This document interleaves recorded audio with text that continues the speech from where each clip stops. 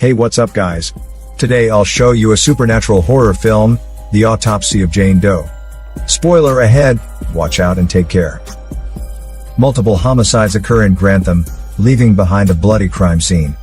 No stranger's fingerprints or signs of forced entry are found on the premises.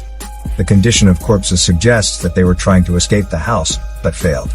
But the weirdest thing found is the pristine body of a woman partially buried in the basement.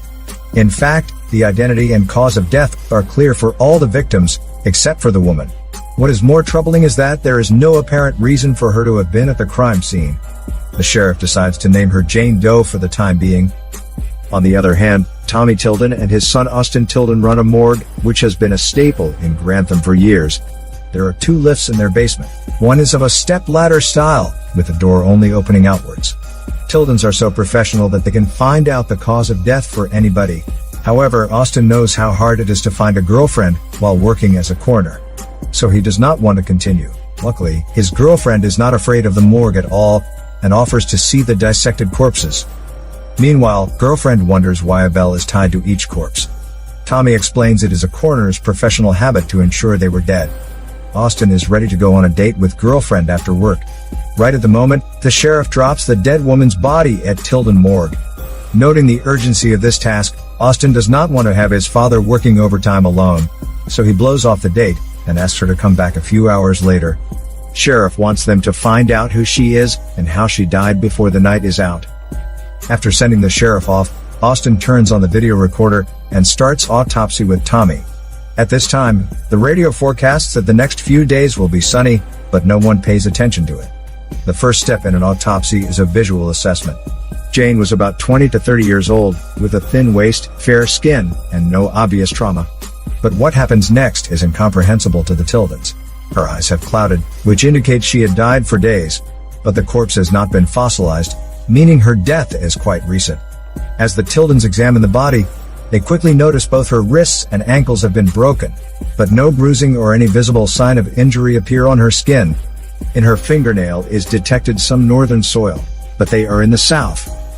Austin takes photos of those characteristics, while Tommy sketches out the position of her injuries on the blackboard. At the same time, a fly crawls out of her nose, and her nose sheds some blood.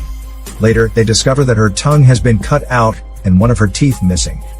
A thin thread is hidden in her mouth, and there has been obvious damage to the genitals. All the anomalies point to a complex cause of death. The time now is already 9:45 in the evening. Austin knows his date is ruined. The Tildens move on to the second part of the autopsy, internal testing. Annoyed by the radio noises, Austin switches it to a music channel, so the dissection begins in light music. However, rare phenomena continue to occur.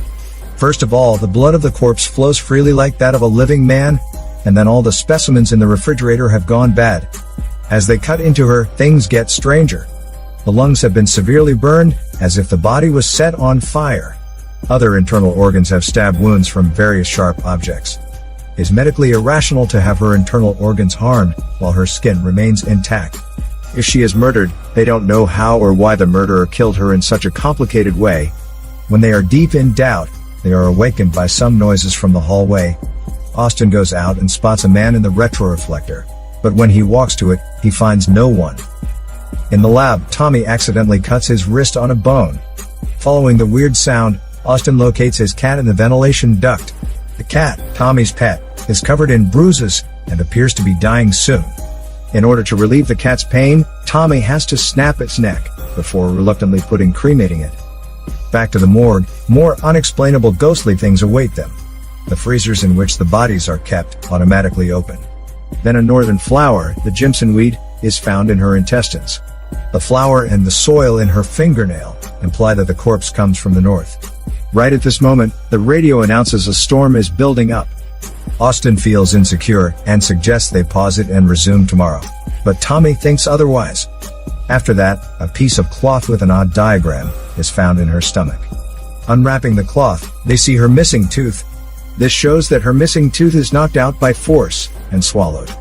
Putting all the astonishing events together, Austin supposes the corpse to be a sacrificial offering of a certain cult. Now the radio says the storm has caused flooding. Austin again requests to leave, but Tommy disagrees. Continuing the autopsy, they find some odd diagrams underneath her skin. The closed door of the morgue suddenly swings open. All the light bulbs on the premises burst like lightning. Tommy finally decides to go, so the Tildens get up to run away. Fortunately, the generator is still working, and power is soon restored. But the basement exit is blocked by some branches, and they cannot open it. Worse still, their phone reception is cut off. During this time, footsteps and roars echo in the hallway. In panic, the Tildens return to the office and call the sheriff. But to their surprise, the telephone also fails.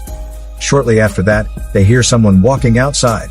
Through the crack in the door, Austin sees a pair of feet with bells on them, the bells which belong only to the dead bodies.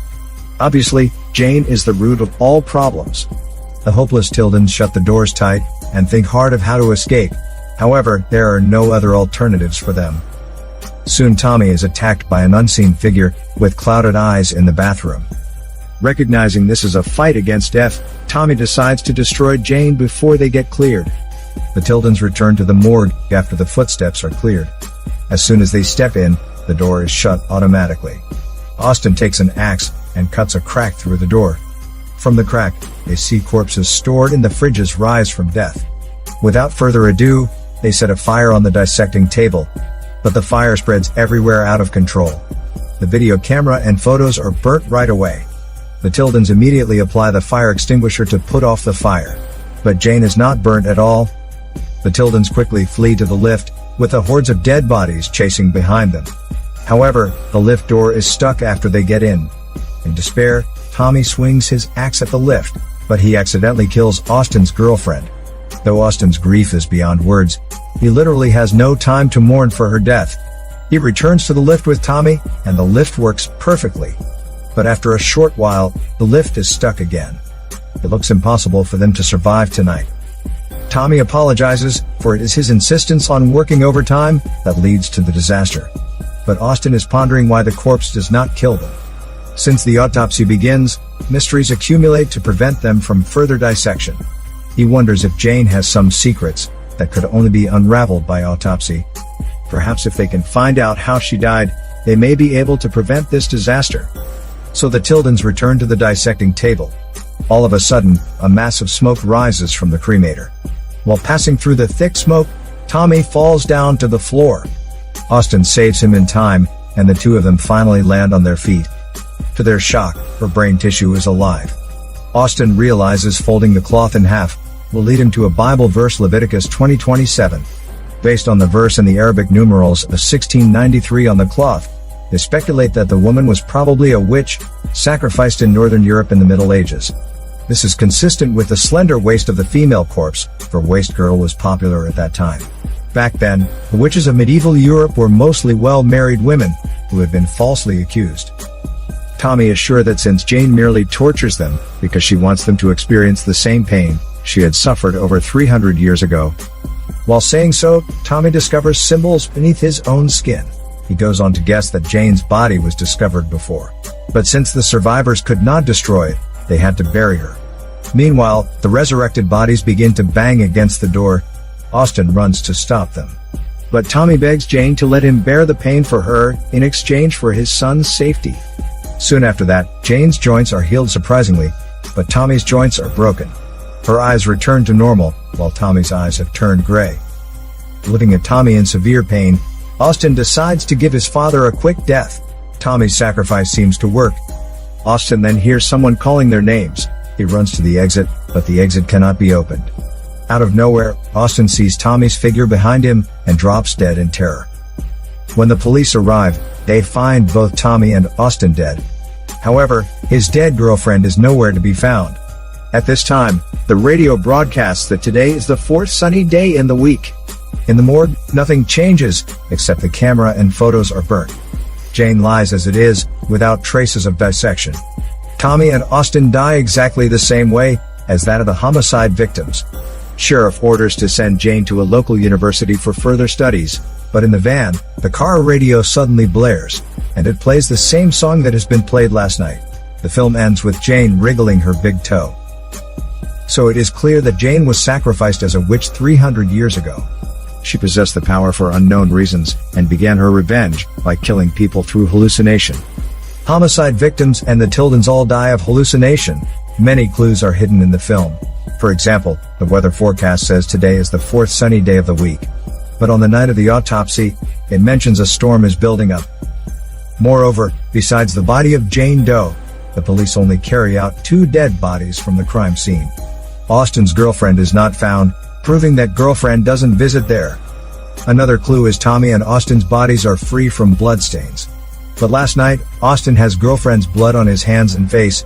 In addition, Tommy's joints are broken, and his eyes turn gray after he offers to be a sacrifice.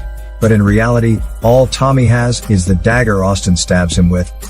The clock in the morgue also plays a part in the mystery. At 9 the corpses reach the morgue. At 9:45, they begin the autopsy. At 10:04, they are halfway through the autopsy. But after the cat dies, the time on the clock travels back to 9:45. Before the autopsy, the radio already says a storm is coming, but the storm is fake. So their hallucinations begin right before the autopsy. The cat's death serves as the twist, for the cat is often regarded as the witch's assistant. Probably the cat wants to sacrifice itself for the witch, to resurrect its witch master. But Tommy breaks its neck, and as such, discontinues its sacrifice. So misfortune befalls on them, and they are brought back to 9:45, when they begin the autopsy, and the new round of sacrifice as well. Tommy suffers the pains of the sacrifice, after begging her to spare his son. But in the end, his son just gives him a quick death by mistake, before he could complete the painful sacrifice ritual, so as to resurrect the witch, causing the father to fail in sacrificing himself in the end. As a result, his son cannot escape death, and he's forced to death under the influence of hallucination. As long as Jane does not resurrect, she will continue to murder lives in the same manner, which is indicated by the final scene, where Jane wriggling her big toe,